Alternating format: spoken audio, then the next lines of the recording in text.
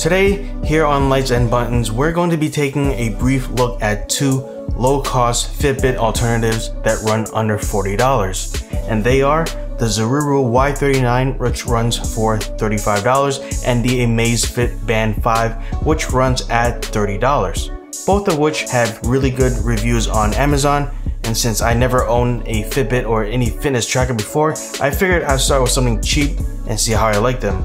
Long story short, unfortunately they do not integrate with the Virgin Pulse app that I need for work, so I'm going to have to return both. Both can charge from USB, though in different ways.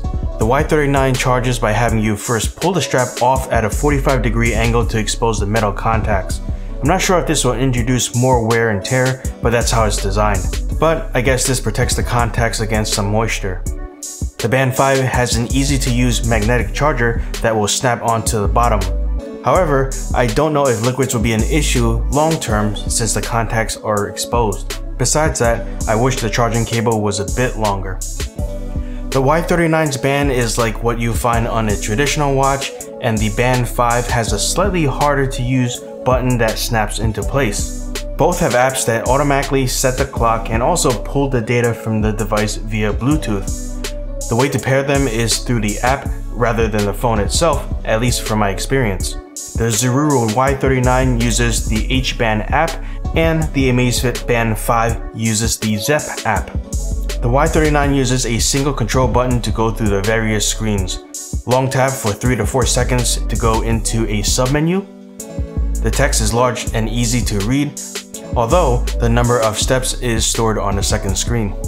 I ran into an issue where the H-Band app sees the current number of steps, but doesn't keep track of the historical data until I turn on the paired device in the settings, even though the actual unit is paired to my phone. The device seems to only keep 5 days worth of data, so unfortunately I did lose some data prior to December 1st. I did take a screenshot of November 27th, so I'll include that in the upcoming data. Unfortunately, on December 4th, I felt sick and was in bed most of the day, so I'm going to exclude that from the data collection. The Band 5 shows more data on the first screen, but at the cost of sacrificing text size. The whole screen can be swiped up, down, right, and left. The control at the bottom is for turning on the screen and also going back to the previous menu. This also tells you the steps for the past 7 days on the watch itself, which is pretty nice. The steps are shown towards the bottom of the Zep app, but the widgets can be reordered. And now we get to the main function I was looking for, the steps counter. Feel free to pause at any time to look through the data. It seems like the Band 5 does count more steps in general. Whether that's right or wrong, who knows? At the end of the day, I'm left wondering about the other variables involved for rating these devices. For example, how do we reproduce the exact same tests under the exact same conditions? Do car rides affect the step count? Does the battery life also affect the step count?